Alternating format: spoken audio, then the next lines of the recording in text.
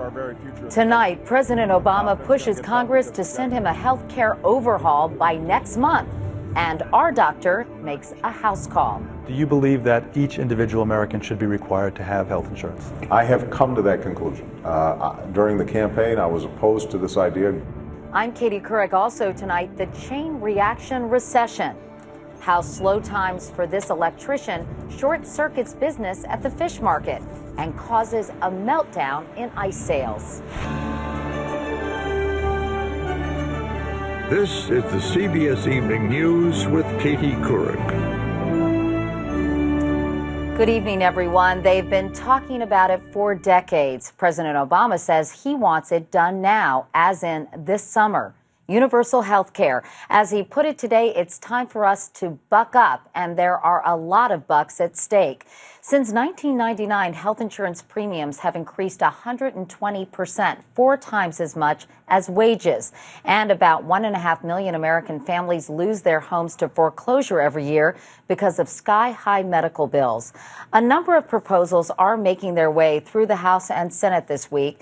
But Chief White House correspondent Chip Reid tells us there is growing opposition from small business owners who would pick up a big part of the tab.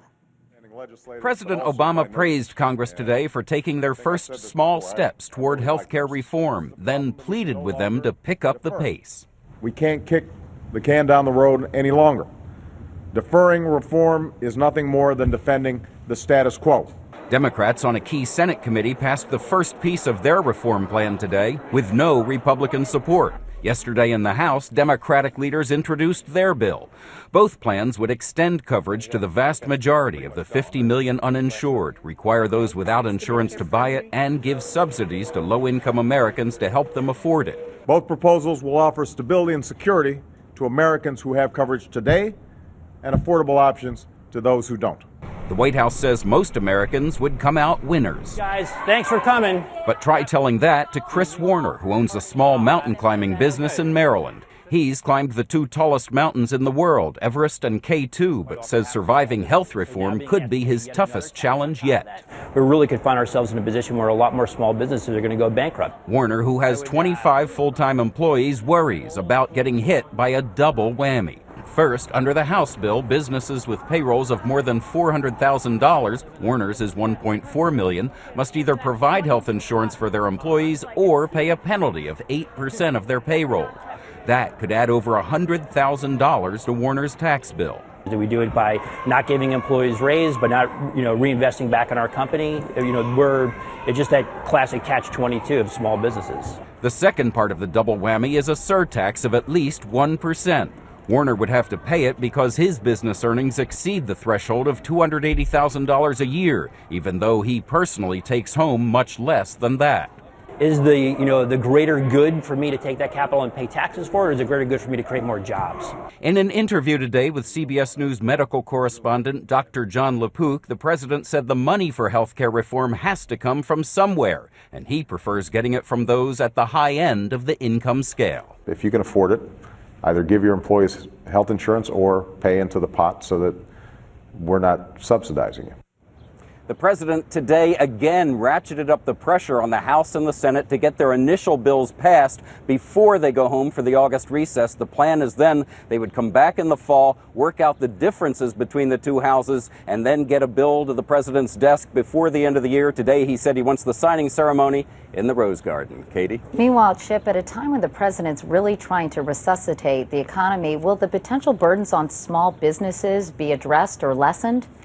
Well, I think so, Katie. I've been going through some of his speeches. He has put himself forth as the best friend in this town of small business. He said small business is the heart of the American economy, the heart of the American dream, the job creators. They're responsible for more than 2/3 of jobs over the last 10 years. And on Capitol Hill, the lobbying operation of small business has really kicked into gear. So the thinking is that in the end, small business won't be hit as hard as the House bill might suggest. All right, Chip Reid at the White House tonight. Thank you, Chip. In his interview with the president today, Dr. John LaPook asked him about one element about his health care proposal about which the president has had a change of heart. Do you believe that each individual American should be required to have health insurance? I have come to that conclusion. During the campaign, I was opposed to this idea because my general attitude was the reason people don't have health insurance is not because they don't want it, it's because they can't afford it. And if you make it affordable, then they'll come. I'm now in favor of some sort of individual mandate as long as there's a hardship exemption. If somebody truly just can't afford health insurance, even with the subsidies that the government is now providing, we don't want to double penalize them, and we want to phase this in a way that we have time to make sure that coverage is actually affordable before we're saying to people, go out and get it. Mr. President, when people hear you talk about a national insurance plan, there are fears of socialized medicine, rationed care, limited choice. How do you handle this? You know, all I can do is just keep on repeating the absolute promise that I have made. If you've got health insurance that you're happy with, you've got a doctor that you're happy with, we don't want you to do anything. We don't want you to change. What we are saying is that if you don't have health insurance, if you're underinsured, then we're going to lower your costs. We want to give security to people because there are a lot of folks out there who have health insurance, but what they don't realize is that they're one job change away or one lost job away from suddenly being in a very disastrous situation. We want to prevent that, and that's what this reform can do. Let's talk about how you get rid of unnecessary procedures. Yeah. You've said that if doctors have the information, they'll do the right thing. And generally, I'm a physician, I'm practicing, I like to think that's true. But actually, there are a lot of times when that's not the case. For example, angioplasties, elective angioplasties, where you open up a clogged artery in the heart. It turns out that about 30% of them are unnecessary. Right. Why are they still ordering them, do you think? I think that because they believe there's this thing about if an artery is closed, it's got to be better if it's open. And it turns out that's not true. So how do you make that doctor do the right thing? I have enormous faith in doctors. I think they always want to do the right thing for patients. But I also think, if we're honest, doctors right now have disincentives to making the better choices in the situations you talked about. So it's a combination of better information and then I think a different system of reimbursement that says, let's look at the overall quality of the care of the patient. Now turning to a very different kind of health story about the impact of war on soldiers. A U.S. Army study out today suggests soldiers involved in heavy combat are more likely to commit murder when they come home. According to the report, some say they're forced to make a tough adjustment to civilian life with little help from the military. From the Pentagon tonight, here's David Martin. For soldiers at Fort Carson, Colorado, the killing didn't stop when they came home from the war in Iraq. 14 soldiers from Fort Carson allegedly committed or were charged with murder over a 3-year period ending last year. Most of them belonged to the same 3,700-man brigade, a cluster of violence so striking the Army conducted an unprecedented study into the causes. It might not surprise you that the brigade experienced significantly higher levels of combat than other brigades. But it will alarm you that in many of these cases, the Army missed or failed to deal with warning signs these young men were spiraling into violence. Killing is just what I do, Kenneth Eastridge, since convicted of conspiring to murder another soldier, said on MySpace. Mood enraged. Things I like: violence, death, destruction. We do know that we need to look more closely at individuals, at units, and the environments and communities where our soldiers work and live. Robert Marco, accused of raping and slitting the throat of a mentally disabled 19-year-old girl, announced, "I'm becoming a cold-hearted killer and can kill without mercy or reason." Not everyone was that blatant, but 11 of the 14 alleged murderers had records of drug or alcohol abuse. Less than half received help from the Army. David Martin, CBS News, The Pentagon. On Capitol Hill today, more questions for Supreme Court nominee Sonia Sotomayor. Republican senators repeatedly asked for her views on abortion and gun rights. She refused to give her personal opinion, but she did say Supreme Court precedent holds that women have a, quote, right to privacy in terminating their pregnancies in certain circumstances. The hearings are expected to wrap up tomorrow with a full Senate vote early next month. By the way, there was also a Perry Mason moment at the hearings today. I was a big fan of Perry Mason. Al Franken, the junior senator from Minnesota who took office only last week, revealed he has that in common with Judge Sotomayor, though apparently neither one of them would do well on a Perry Mason trivia quiz. What was the one case in Perry Mason Well, that Burger I won? wish I remembered the name of the episode, but I don't. I just was always struck that there was only one case where his client was actually guilty. And you don't remember that case? I know that I should remember the name of it, but I haven't looked at the episodes. Didn't the White House prepare you for that?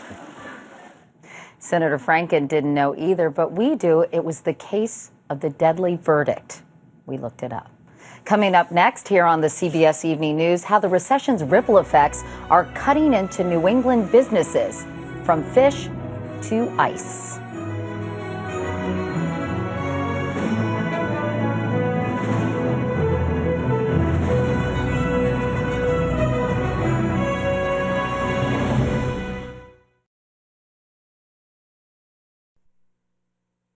The Federal Reserve sees the recession easing a bit after earlier predicting the economy could shrink as much as 2% this year. The Fed today said it could be as little as 1%. But as this recession continues, we're following the ripple effects around the world, business to business, person to person, in our series Financial Family Tree. Tonight, Mark Strassman picks up the story in Nantucket, Massachusetts. Spencer Antle had too many clothes in his warehouse. Boxes piled up when stores stopped buying his polos and pants. So he opened his own store on Nantucket Island. That meant a small electrical job, installing lights, fixtures, and wiring for Kevin Gould. You gonna drive it? Gould's a Nantucket electrician, worried like his wife Carolyn. We're just working class people, really. And at this point, being a working class person in Nantucket is hard. Yeah, it is. Blue-collar families here rely on work from Nantucket's wealthy summer residents. But Gould's one-man operation is down 2/3, from 21 calls a week to 7 calls a week. Just trying to keep things going, supporting the family, making sure the bills are paid. It's been a challenge. They've cut $300 from monthly spending. Dining out 4 times a month is over. And on the home menu, less fresh fish. It's too expensive. Instead of having fish, say, 4 times a month, we may have it just a couple times a month. That means fewer trips to fish markets like Sales Seafood, a wholesale and retail business Charlie Sales started in 1968. So here's a native, the old band, Nantucket. A 2-pound lobster. Its price, one more sign of the times. So this thing would sell for now? Probably $6.50. And last year? $8.50. $8.50. As high as $10. Sales sells conch and other seafood to fancy restaurants across America. But sales at Sales are off $140,000 a month. Employees have felt it. We cut the hours back. That's most of the thing we did, cut the hours back. By how much? Oh, probably 30%. And because this fish market is hurting, its suppliers are also struggling. Worried fishermen like Bill Blount. Just keep on going. Okay, fine, thanks. On this morning, he motored through harbor fog on one engine. His other had just died, like the market for ground fish. In 3 weeks last month, the price per pound of yellowtail and large cod plunged. Blount switched to scallops. If the price of these goes down, what then? Well, I'll probably keep going. All I can do is work harder. Harder and smarter. He motors out when tides are fair to save gas, his big expense. But he's $500,000 in debt, and his American dream now, to die without owing any money. I think God puts in our heart, each of us, something that we really enjoy doing, and I think if you find that, you'll be a happy man. Whether you get rich or not is something else. Blount needs ice to keep his scallops fresh. To save money, he reuses that ice and now spends $1,000 a year less at Crystal Ice in New Bedford, Mass. This ice house mostly sells to fishing boats, $56 a ton. Its business is melting. So manager Rob Hicks had to let 4 guys go. Every day we come in, it's like, okay, when are we going to get busy? When are we going to get busy? It's a family-owned ice house that also sells in Warwick, Rhode Island to Louis Manzoni. He turns a block of ice into a piece of art. But his ice sculpture business has gone cold. Fewer weddings and corporate functions. People have the money, but they're a little bit more cautious. They don't know how bad tomorrow or next week's going to get. He buys half the blocks of ice he did a year ago and works harder and longer for less. But like so many people in this recession, all he can do is chip away. Mark Strassman, CBS News, Nantucket, Massachusetts. And coming up next, Save the Sharks, an unlikely campaign to keep the sea safe for one of its most threatening creatures.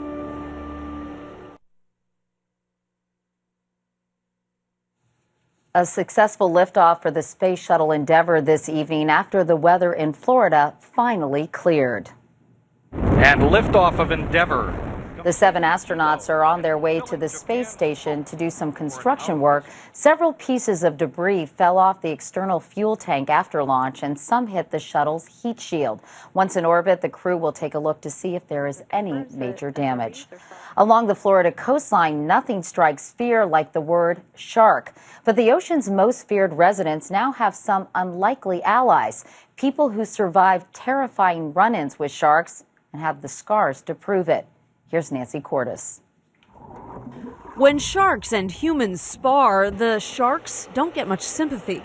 Came towards me, I just kind of balled up in a fetal position and tried to hold them off. That's why 9 shark bite victims made a splash on Capitol Hill today, urging Congress to protect the very animals that attacked them.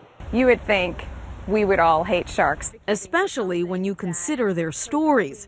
Debbie Salamone's Achilles heel was severed off Cape Canaveral, Florida in 2004. Al Brenica was attacked while surfing down the coast in Delray Beach. When I put my arm down, he was coming up. The lifelong fisherman didn't always feel as charitably towards sharks as he does now. I did kill a couple sharks in revenge, going out and doing it revenge and stuff like that. But that was in the very beginning before I started to learn about sharks. What he learned was that a third of shark species are threatened with extinction.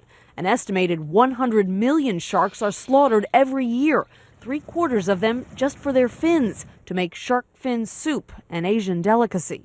Most shark species just can't reproduce fast enough to sustain the type of commercial fishing that's going on for them. The 9 survivors want Congress to close a legal loophole that some fishermen have exploited to get around the shark finning ban. I have a perfect shark's tooth scar there and a gash there. Chuck Anderson, now an avid triathlete, has come to terms with his injury and his attacker. I went in that shark's territory.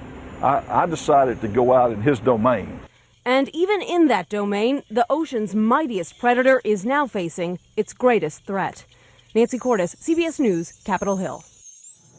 In other news, new video surfaced today of Michael Jackson, obtained by Us Weekly. It shows the filming of that Pepsi commercial in 1984. The pyrotechnics exploded too early, setting his hair on fire. Jackson didn't know it at first, so he kept dancing. But he suffered serious 2nd and 3rd degree burns. According to the magazine, that led to an addiction to painkillers. And that is the CBS Evening News for tonight. Thanks for watching. I'll see you tomorrow.